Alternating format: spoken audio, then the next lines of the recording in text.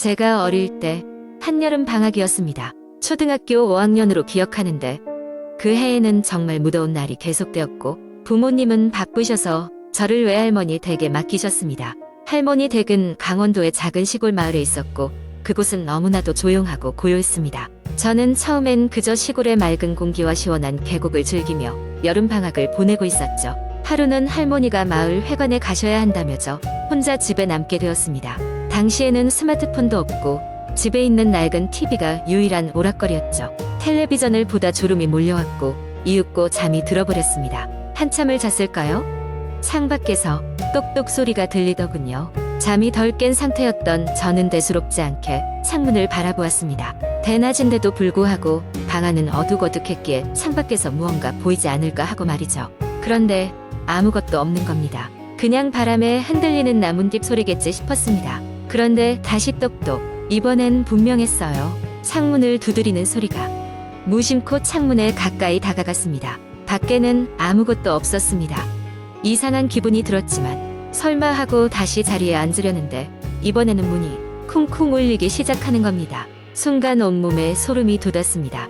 할머니가 돌아오셨나 싶어 현관문 쪽으로 달려갔지만 문 밖에는 아무도 없었습니다. 순간 가슴이 철렁 내려앉는다는 게 이런 기분이구나 싶더군요. 겁에 질린 저는 문을 걸어 잠그고 방 안으로 들어가 버렸습니다. 그리고 이불을 뒤집어 쓰고 할머니가 오시기만을 기다렸습니다. 얼마나 시간이 흘렀을까요?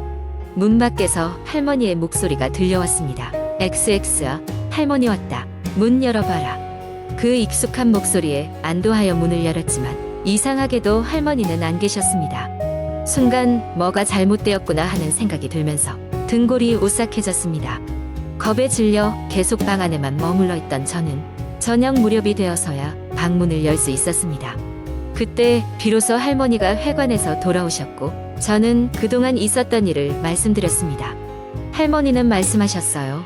에이, 요즘 다들 힘들어서 귀신이 돌아다니나 보다. 그냥 무섭다고 생각하지 말고 잊어버리렴. 그렇게 할머니의 말씀대로 잊으려고 했지만 그 일이 있은 후로도 계속해서 누군가가 집을 두드리는 소리가 들렸습니다. 마치 누구인지 알아주기를 바라는 양 끊임없이 두드렸습니다.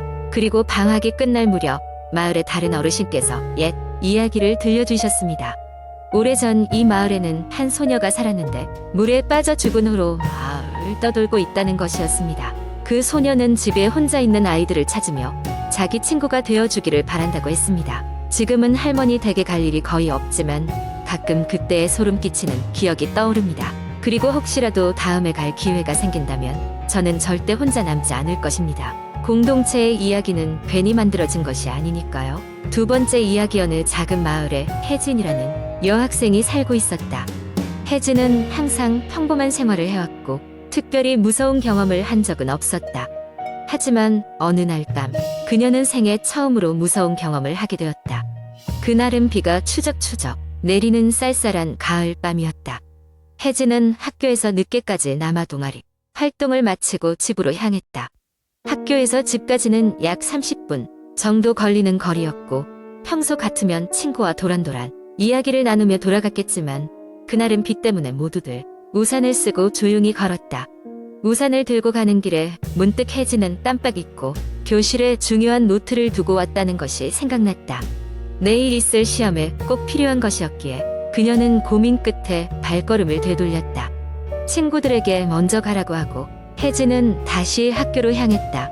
늦은 시간에 학교는 평소와 같은 곳이 아니었다. 비에 젖고 어두운 교정은 왠지 모르게 을씨년스럽고 텅 빈 복도에서는 그녀의 발소리만이 메아리 쳤다.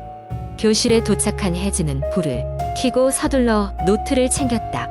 그런데 이때 창밖으로 무언가 움직이는 그림자가 보였다.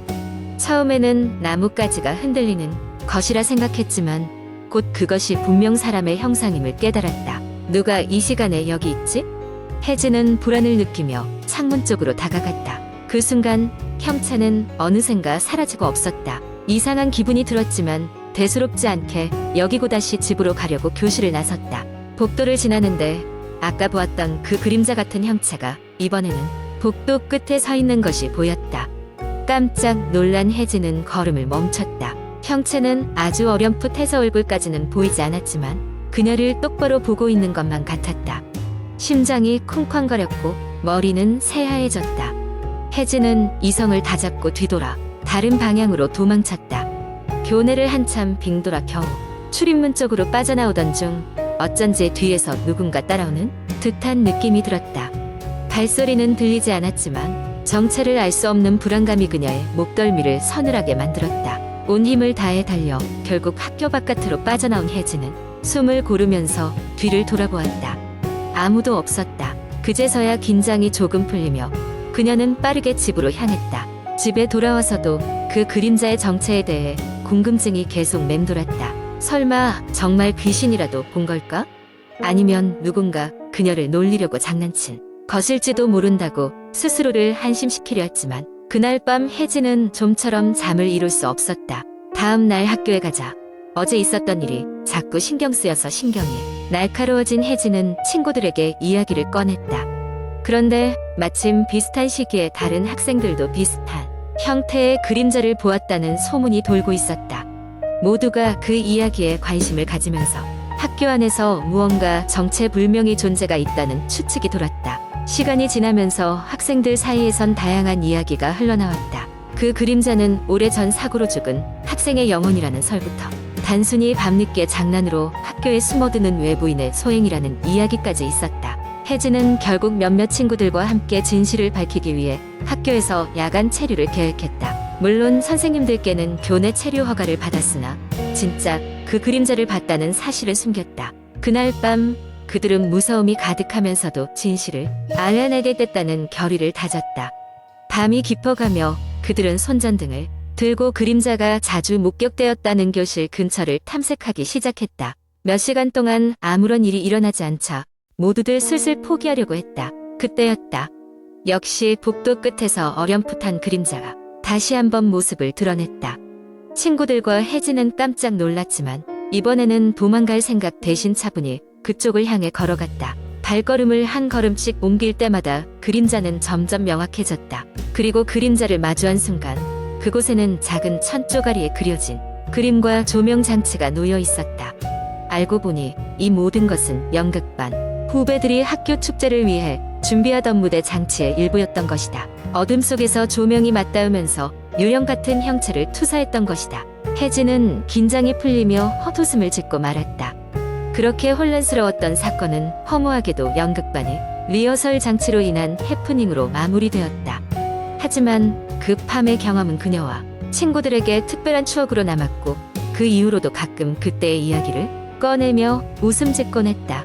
세 번째 이야기. 서울의 한 오래된 아파트 단지에 거주하던 민수는 최근 들어 잠자리에 들기만 하면 이상한 꿈을 꾸기 시작했다. 꿈 속에서 그는 언제나 낯선 복도를 걷고 있었다. 그 복도에는 무수히 많은 문들이 줄지어 있었고 문들이 하나같이 조금씩 열려 있었다.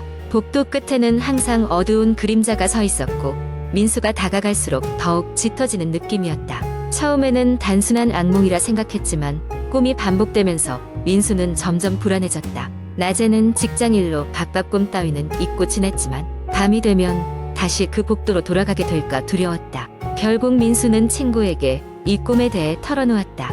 친구는 웃으며 그럼 이번에 그 그림자에게 말을 걸어보라고 말하며 장난스레 민수를 격려했다. 어쩔 수 없이 다시 꿈을 꾸게 된 어느 날 밤 민수는 친구의 말대로 그림자에게 말을 걸기로 마음먹었다. 그런데 이상하게도 그날은 복도가 이전보다 훨씬 더 길고 어두워 보였다. 그림자에게 다가가는 것이 조금 무섭기는 했지만 민수는 용기를 내어 소리쳐 보았다.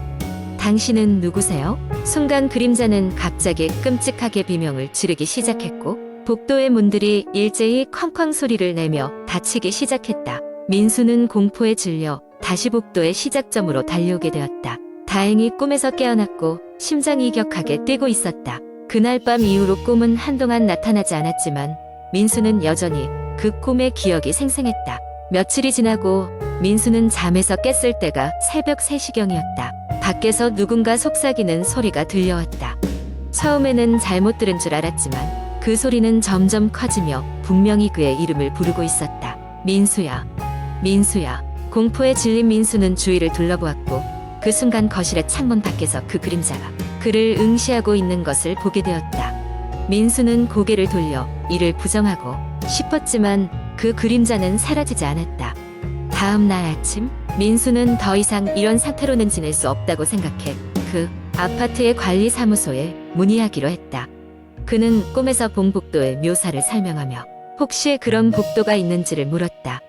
관리인은 처음에는 무슨 말인지 이해하지 못하다가 조금 이상한 표정으로 말했다. 오래된 북쪽동 맨 위층에 아무도 들어갈 수 없는 복도가 하나 있습니다. 오래된 사고 때문에 폐쇄된 곳이죠. 자세한 건 저도 잘 모릅니다. 민수는 즉시 그 복도로 향하기로 했다. 그의 친구인 준호가 함께 해주기로 했고 둘은 낮 시간에 그곳으로 갔다. 복도에 들어서자 민수는 꿈에서 보았다. 것과 똑같은 문들이 줄지어 있는 것을 확인할 수 있었다. 하지만 이번에는 문들이 모두 굳게 닫혀 있었다.